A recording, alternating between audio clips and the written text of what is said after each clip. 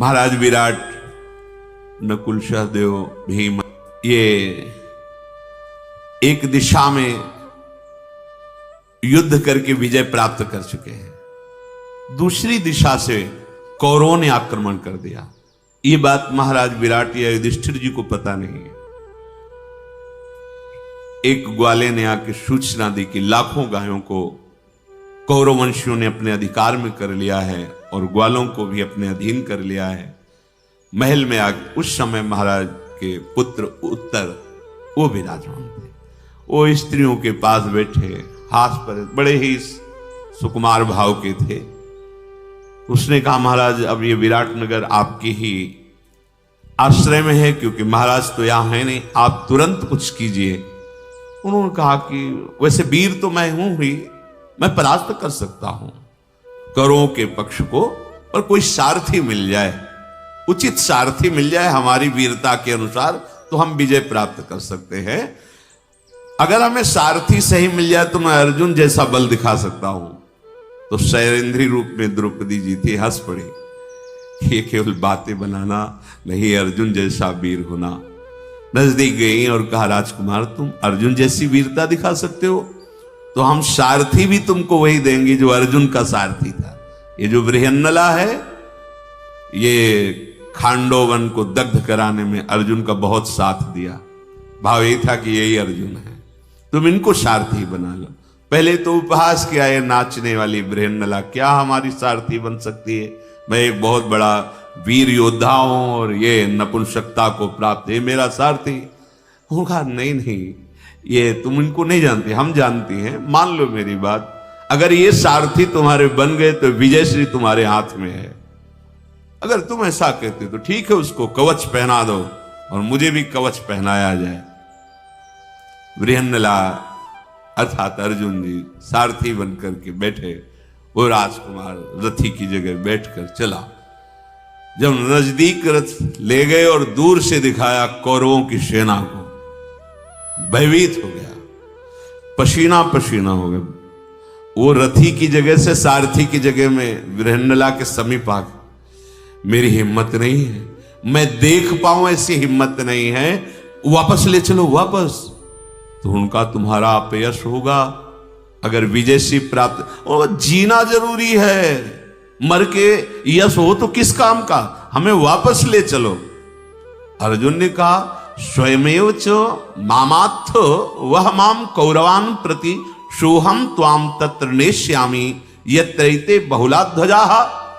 तुम तो दासियों और अपनी जो सब नवीन कन्याएं और स्त्रियां थी उनके बीच में तो तुम बड़ी डींग हाँक के आए हो कि अभी जाता हूं कौरवों को परास्त करके आता हूं, अभी ध्वजा फहराते हुए मैं यश की वापस आता हूं। अब क्या हो गया? स्त्रियों के बीच में अपनी डींग हाँकना और महावीरों से युद्ध करना, राजकुमार, इन दोनों में बड़ा अंतर होता है। देखो, तुमने प्रतिज्ञा की है, तुम्हें जाने तो दूंगा नहीं, युद्ध करना पड़ेगा तुम्हें, क्योंकि मैं जिसका सारथी बनता हूं उसको कभी परास्त का मुख नहीं देखना पड़ता, पराजय का। गौओं को बिना वापस लौटाए और इन सब कौरवों को परास्त किए बिना हम तुम्हें जाने नहीं देंगे। शैलेंद्री ने तुम्हें विश्वास दिलाया था कि मैं बहुत कार्यकुशल योद्धा हूं, आप चिंता न करो, जिसके साथ मैं होता हूं वहां विजय होती है। उत्तर बोला, ये सफेद पोशाक में कौन दिखाई दे रहे? तो उनका ये अद्भुत महापुरुष भीष्म पितामह है। और उनका मत्स्य देश की तरफ रथ मोड़ो, इनको तो देखा नहीं जा रहा, ऐसे दूरदर्श दिखाई दे रहे। गांवें चली जाएं, विराटनगर चला जाए, मुझसे से कोई परवाह नहीं, मेरे प्राण बचाओ। ऐसा कह करके बाण सहित धनुष फेंक करके राजकुमार उत्तर रथ से कूदे और भयभीत होकर भाग पड़े। बृहन्नला पीछे से कहती जाए, राजकुमार वापस आ जाओ, ये छत्री का कार्य नहीं है पीठ दिखा के भागना, अभी तो युद्ध किया ही नहीं, तुम भयभीत होकर भाग रहे हो, ये उत्तम बात नहीं है। ऐसा कहकर कुंती नंदन अर्जुन रथ से कूद पड़े और दौड़ करके बड़ी शीघ्रता से राजकुमार को पकड़ा, अपनी अजानबाहु लंबी लंबी भुजाओं में बांध लिया और कहा तुम्हें जाने नहीं देंगे, तुम्हें युद्ध करना होगा। वो चिल्ला चिल्ला के रोने लगे, मुझे छोड़ दो। अर्जुन को हंसी आ रही थी, इतना वीर बन रहा था, अभी तो युद्ध की बात सुनकर इसकी हालत ऐसी हो रही। अर्जुन की जब छाती से लगा, जब अर्जुन ने ऐसे तब उनको लगा कि ये मेरे हृदय में एक अपार बल सा आ रहा है, जैसे राख में छिपी हुई आग, ऐसे ही ये बृहंडला के भेष में कोई तेजस्वी महापुरुष है। उत्तर को ऐसा अनुभव हो रहा है, निश्चय ये कपट वेशधारी कोई महापुरुष है, साधारण नहीं है। मालूम होता है कि ये किसी कार्य के निमित्त से ऐसा वेश धारण किए हुए हैं। और कौरवों ने जब उत्तर को पकड़ने के लिए दौड़े थे तो अर्जुन को जो चाल, उनका दौड़ना, ये देखकर आपस में सलाह करने लगे, ये तो साक्षात अर्जुन है। निश्चय निश्चय ये जो राजकुमार उत्तम को अपनी बाहों में भरे हुए ये गांडीव धनुषधारी अर्जुन है। सैनिकों ने कहा कि जैसा श्री कृष्ण का बल, बलराम का बल संग्राम भूमि में होता है, ऐसे ही ये जो नपुंसक का वेश धारण किए हुए हैं, इनकी बाहुओं में दिखाई दे रहा है, पक्का ये अर्जुन है। अर्जुन ने ऐसे उत्तर को पकड़े हुए और एक हाथ से उसके बाल पकड़े हुए थे, लाए रथ पे बैठाला। उत्तर रोते हुए विलाप करते हुए बोला, बृहन्नले तुम जो कहोगे मैं तुम्हें दे दूंगा, जितने मोहरे कहोगे, जो जो कहोगे, हमें छोड़ दो, बस हमें छोड़ दो, मैं जीवित रहना चाहता हूं, मरना नहीं चाहता। सुनो, मैं 100 मोहरे दूंगा तुम्हें और स्वर्ण जटित बहुत से वैदूर्य मणि, ये सब तुम्हें दूं, तो मुझे छोड़ दो, मुझे जाने दो। अर्जुन ने कहा कि अगर ज्यादा रोना धोना करोगे तो आप सुन लो, हमें गुस्सा आ जाएगा, चुपचाप बैठो। भय से आतुर शुद्ध बुद्ध खो करो अर्जुन के पास बैठे। महावीर कौरवों के पक्ष में है। देखो तुम मेरे बाहुबल से सुरक्षित हो, तुम्हें बिल्कुल इन वीरों से नहीं डरना चाहिए। मैं बड़ा दुर्धर्ष वीर हूं, तुम्हें परिचय नहीं इसलिए तुम घबरा रहे हो। दुर्गम है ये, जितनी सेना तुम देख रहे हो अकेले मुझे पार नहीं कर सकती कौरवों की सेना। तुम केवल मेरे सारथी बनकर बैठे रहो, मैं तुम्हें बताता रहूंगा कैसे चलाना है, कहां पहुंचाना है। देखो तुम ये ना समझो कि मैं केवल बोल ही रहा हूं, मेरे प्रहार को ना भीष्म जी सह पाएंगे और ना द्रोणाचार्य जी सह पाएंगे, ना कृपाचार्य। शांत रहो, तुम भयभीत मत हो। बार बार अर्जुन की तरफ देख रहा है। भीष्म जी, द्रोणाचार्य जी, कौरव महारथी, ये सब एक बार में चिल्ला पड़े, ये अर्जुन ही है, ये नपुंसक वेश में अर्जुन ही है, दूसरा कोई नहीं है। भरद्वाज नंदन श्री द्रोणाचार्य जी बोले, देखो देखो, जैसे प्रचंड वायु किसी से नहीं रुकती, ऐसे ये अर्जुन किसी से रोके नहीं रुकेगा। ये नपुंसक वेश में समस्त शस्त्रधारियों में श्रेष्ठ मान नरुदर मेरा प्रिय शिष्य अर्जुन ये मैं पहचान गया, इसके नेत्रों से, इसकी चाल से। संदेह मत करो, ये अर्जुन ही है। ये वो शत्रुओं को संताप देने वाला महापराक्रमी सब्यसाची मेरा शिष्य है, जिसके सामने खड़े होने पर कोई देवता, कोई लोकपाल, कोई असुर युद्ध में पीछे नहीं लौटा सकता। इसलिए सावधान हो जाओ सब। कर्ण ने कहा, आचार्य आप तो अपने शिष्य के गुणों का ही वर्णन करते रहते हैं, कभी हमारी तरफ भी देख लिया करे। ये अर्जुन कुछ नहीं है, ये दुर्योधन केवल आदेश करें, हमारी 16वीं कला के बराबर भी नहीं है। दुर्योधन ने कहा, वाह मित्र, तुम ही एक ऐसे जो मेरा हृदय शीतल कर देते हो। अंगराज, अब तो कोई चिंता की बात नहीं, क्योंकि अर्जुन को पहचान लिया गया है। अब इन्हें 12 वर्ष का वनवास और 1 वर्ष का अज्ञातवास पुनः भोगना पड़ेगा। इधर अर्जुन ने कहा, रथ घोड़े लगाम संभाल और वो समी वृक्ष उसके समीप ले चल। विराट कुमार उत्तर वहां पहुंचे, उतर रथ से, चढ़ जाए शमी वृक्ष पर, और मेरा धनुष इसमें रखा हुआ है, भीम की गदा, महाराज का भाला और भी अस्त्र शस्त्र सब रखे हुए हैं। तुम इस समय गांडीव धनुष उससे निकालो, जिसका भार कोई भी धनुष नहीं सह सकता। बड़े बड़े गजराजों की सेना को एक बार में विनाश करने की सामर्थ्य गांडीव धनुष रखता है। मेरी बाहुओं में जो बल है ये तुम्हारे धनुष तिनके के समान है, ये सह नहीं पाएंगे मेरी बाहुओं को। मेरा धनुष निकालो गांडीव।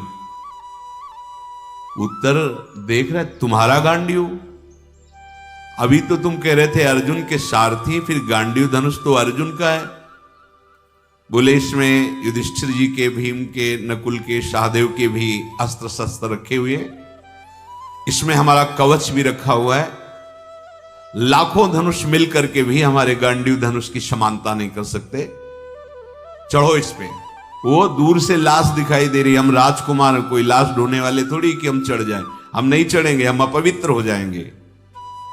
अर्जुन जी ने कहा राजकुमार ये लाश दूर टंगी है, वो जहां एक खोखा सा बना हुआ है उसके अंदर है धनुष, तुम जाओ, परम पवित्र है वो स्थान, डरो मत। मैं ऐसी कोई आज्ञा नहीं करूंगा जो तुम्हारे कुल के विपरीत हो। अर्जुन के ऐसा कहने पर विवश होकर रथ से उतरकर शमी वृक्ष पर गए और वहां पत्तों और तृणों में लिपटे हुए अस्त्र रखे हुए थे, नीचे उतारा। बहुमूल्य रत्नों से जटित उन सब अस्त्रों को देखा। तो अर्जुन जी ने एक धनुष को कहा इसके पत्ते और तृण हटाइए। जे ही हटाया तो ऐसे प्रकाशित हुआ मानो आग साक्षात मूर्तिमान तेजो रूप होकर। तेषाम विमुच्य मानानाम धनुषा मर्क वर्चसाम विनिश्चेरु प्रभा दिव्या ग्रहाणा मुद इच्छवे। बोले ऐसा खोलने पर तेज प्रकट हुआ मानो समस्त ग्रह सूर्य आदि तेज एक साथ प्रकाशित हो गए हो। गांडीव धनुष। उत्तर के नेत्र चकाचौंध हो गए। उन्होंने कहा ये किसका धनुष है, इतना दिव्य, इतना चमकीला और इतना वजनदार, ये किस यशस्वी वीर का धनुष है, इसका नाम क्या है? बृहन्नले, जो मैं पूछ रहा हूं ठीक ठीक उत्तर दीजिए। अर्जुन ने कहा राजकुमार अब सुनो, इस धनुष का नाम गांडीव है और ये जिसके हाथ में होता है उसका नाम अर्जुन, और काल से भी युद्ध करने की सामर्थ्य रखता है अर्जुन। ये मेरे पास ही सदैव रहता था। कुछ समय के लिए, अज्ञात समय व्यतीत करने के लिए मैंने इसमें रख दिया था। ये देवताओं पर भी विजय अकेला प्राप्त कर सकता है, ऐसा ये धनुष है। विराट पुत्र, जिस समय मैं अपने दिव्य बाणों का संधान इस पर करता हूं फिर कोई सामने टिक नहीं सकता। युद्ध में शत्रुओं पर आघात करना और शत्रुओं की बाण वर्षा को काटना गांडीव का सहज स्वभाव है। देखो ये महात्मा युधिष्ठिर का अस्त्र, ये भीम का अस्त्र है, ये नकुल का, सहदेव का अस्त्रों का परिचय दिया।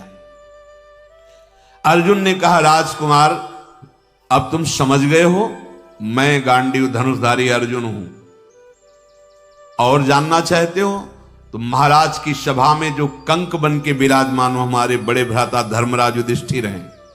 तुम्हारे यहां जो रसोईया बल्लभ है वही महाबलशाली भीमसेन है, जो तुम्हारे पिता के यहां रसोई का काम कर रहे हैं। अश्वों की देखभाल करने वाले ग्रंथिक नाम से मेरे भ्राता नकुल हैं, और गौशाला के अध्यक्ष तंतिपाल नाम से मेरे भ्राता सहदेव हैं। हम पांचों पांडव, और सैरेंद्री जो तुम्हारे मां के यहां दासी रूप से रह रही वो महान द्रौपदी है, जिसके कारण कीचक मारे गए। उत्तर कूद पड़ा रथ से, साष्टांग दंडवत किया और कहा कि मुझे क्षमा करना, मैंने आपको बार बार बृहन्नला कह के संबोधन, आप तो हमारे गुरुदेव के समान पूज्य हैं, मुझे विश्वास नहीं हो रहा कि आप बृहन्नला बनकर के मेरे महल में राजकुमारियों को नचाते। बोलो, महर्षियों की सभा में 10 नाम अर्जुन के कहे जाते हैं, उन नामों का परिचय बताओ। अर्जुन ने कहा एकाग्रमानसो भूत्वा शृणु सर्वं समाहितः। अर्जुनः फाल्गुनो जिष्णुः किरीटी श्वेतवाहनः बीभत्सुर्विजयः कृष्णः सव्यसाची धनंजयः।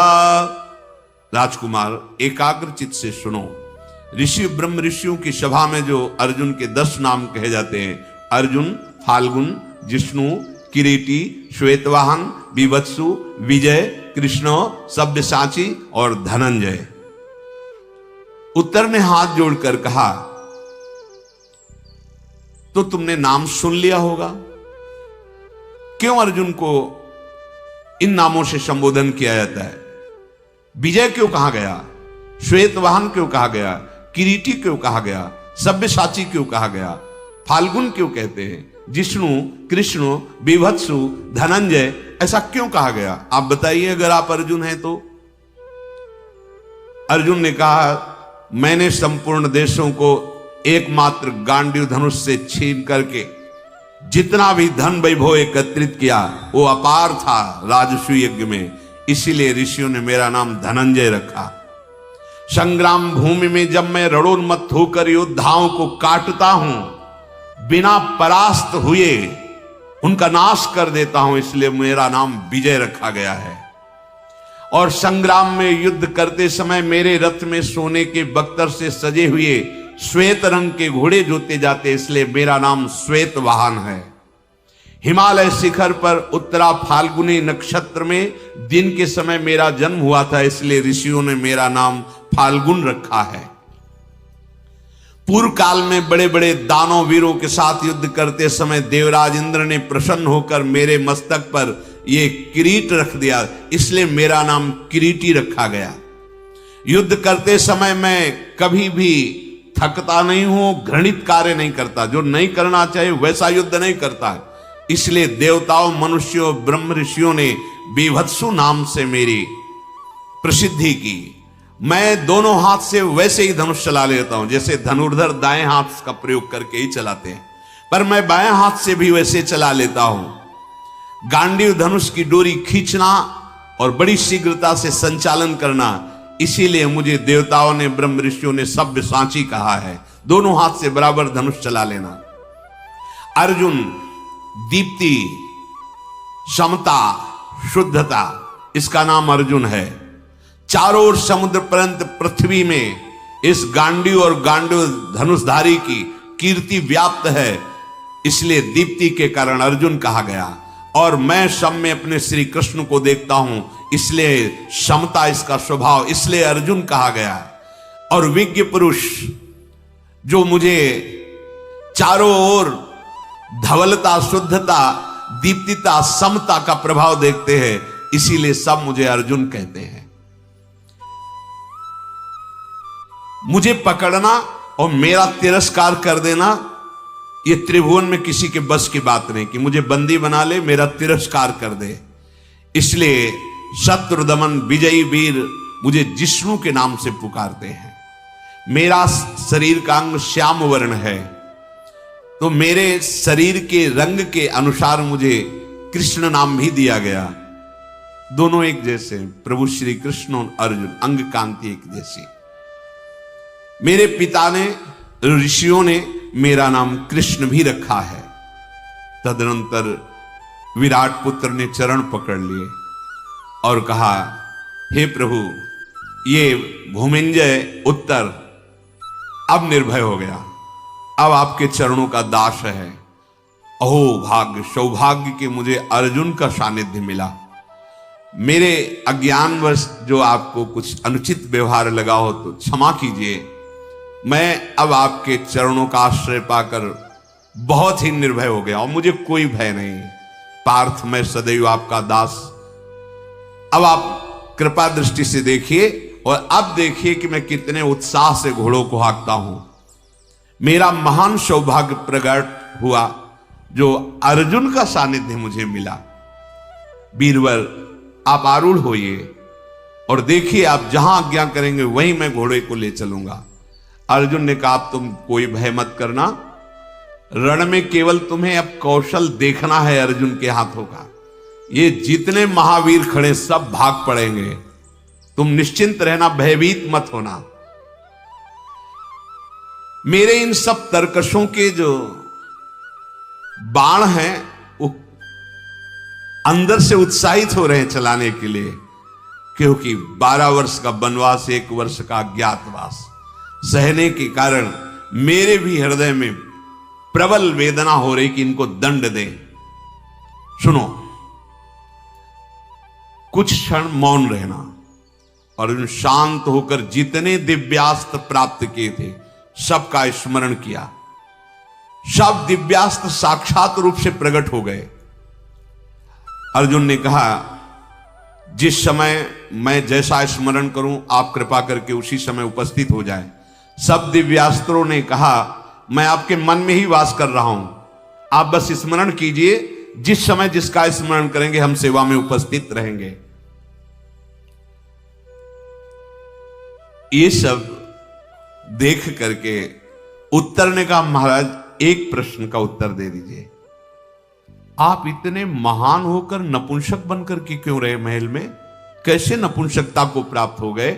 मेरी ये बात समझ में नहीं आ रही। आप बाहरी वेश छुपा लेते, लेकिन परीक्षण हुआ था आपका, आप नपुंसक थे, आपका परीक्षण पिताजी ने कराया था, आप नपुंसक थे, तो बाहरी भेष ही नहीं, आप वास्तविक नपुंसक थे। ऐसा कैसे हो सकता है कि परीक्षण भी सही हो और आप अर्जुन भी हो?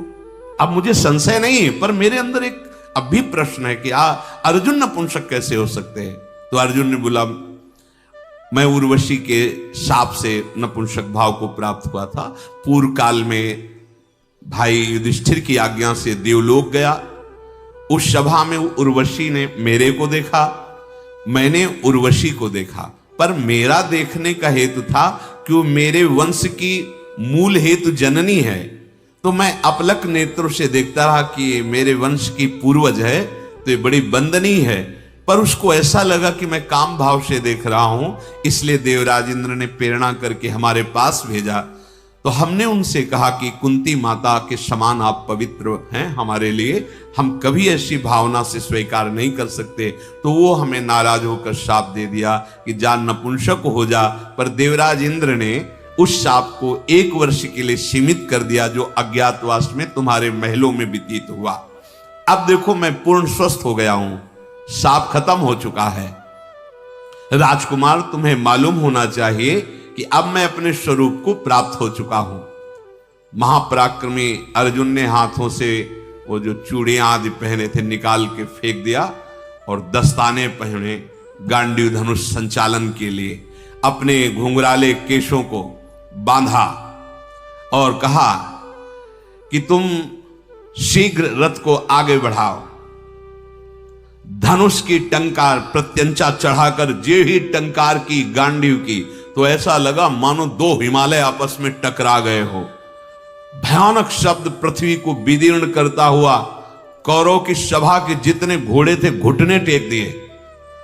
कौरव पक्ष के जो रथियों में बड़े बड़े महारथी, बड़े बलवान अश्व जोते हुए थे, जो ही गांडीव की टंकार की ऐसी भयंकर टंकार थी, घुटने टेक दिए। सब महारथियों के होश उड़ गए। उत्तर घबरा रहा है। उत्तर से कहा, चढ़ और ये ध्वजा हटा अपनी, सिंह की ध्वजा, जा समी वृक्ष के समीप सम्मान से रख दे। और अर्जुन ने चिंतन किया अपनी ध्वजा का, तो ये बहुत अट्टहास करते हुए वीर महाबली हनुमान जी जिस पर विराजमान, वो कपित ध्वजा करके रथ पे विराजमान हो गई। जे भी कपित ध्वज विराजमान हुआ, अर्जुन ने कहा घोड़े और नजदीक ले चलो। महाबली अर्जुन अपने देवदत्त नामक शंख को जे ही बजाया तो सबके रोंगटे खड़े हुए। ऐसा भयानक शंखनाद, वेगशाली घोड़े थरथराने लगे। द्रोणाचार्य जी प्रसन्न हुए, बोले अब समझ में आया, ये गांडीव की टंकार और ये शंख की गर्जना मेरे शिष्य अर्जुन की है। यद्यपि विपक्ष में है पर प्रसन्नता हो रही है।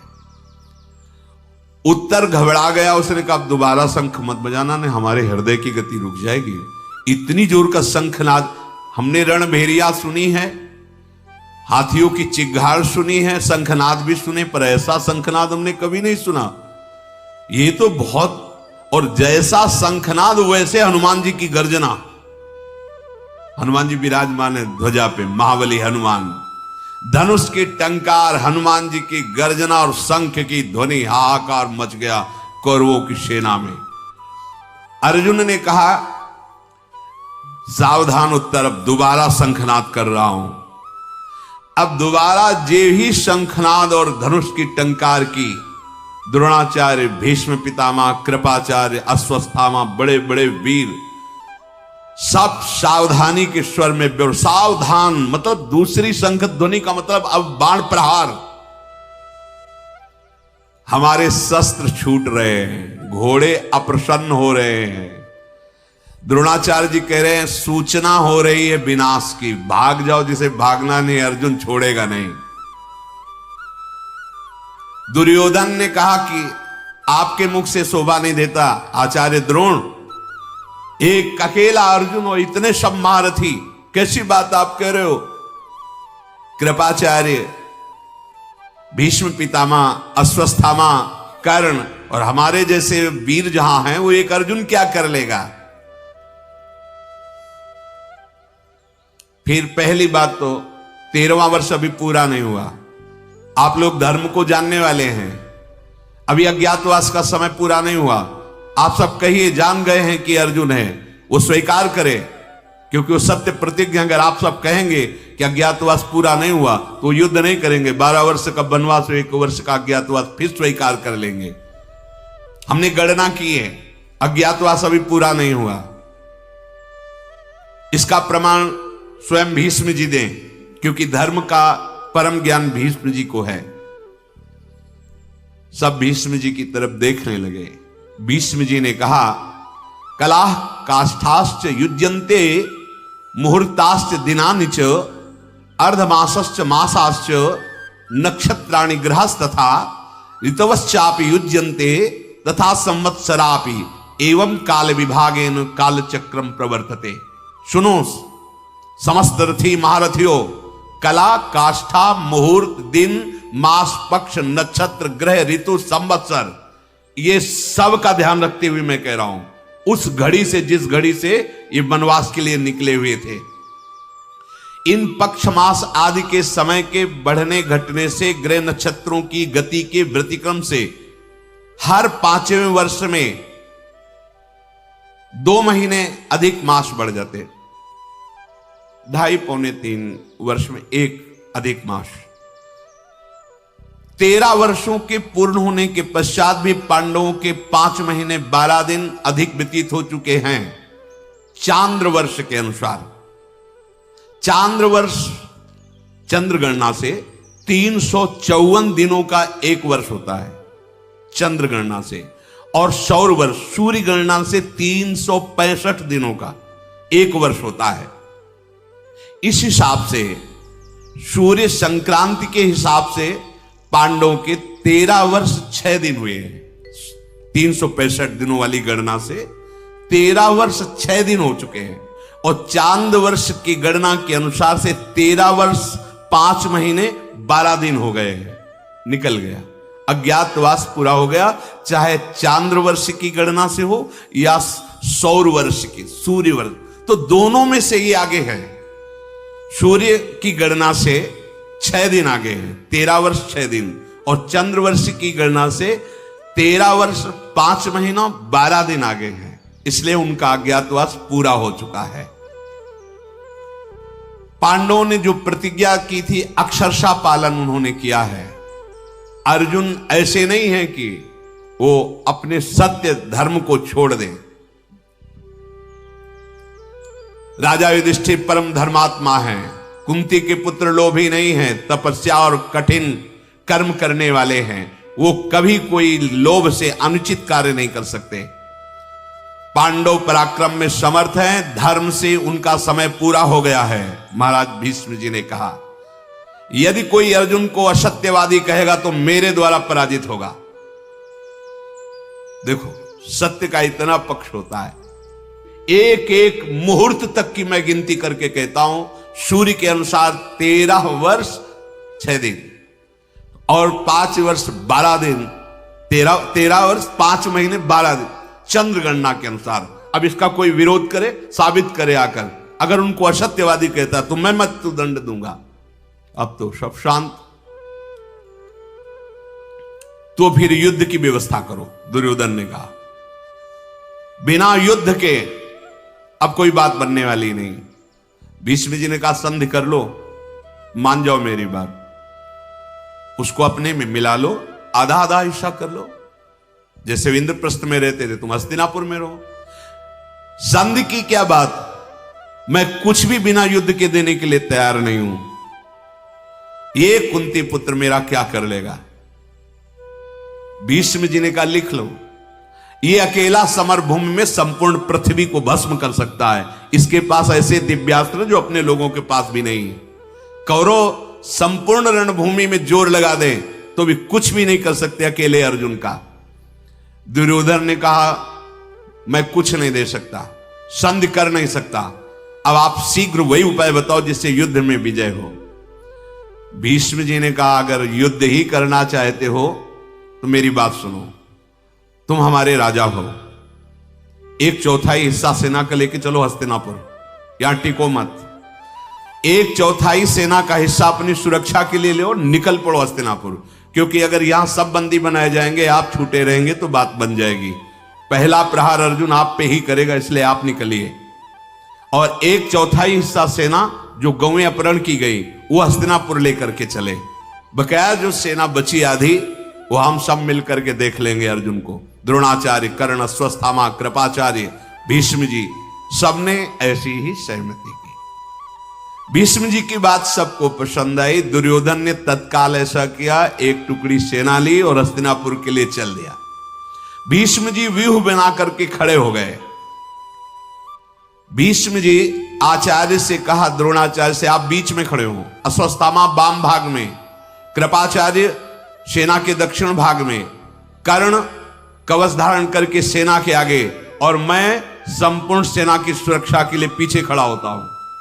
महान धनुर्धर ये सब वीर ऐसा व्यूह रचना की।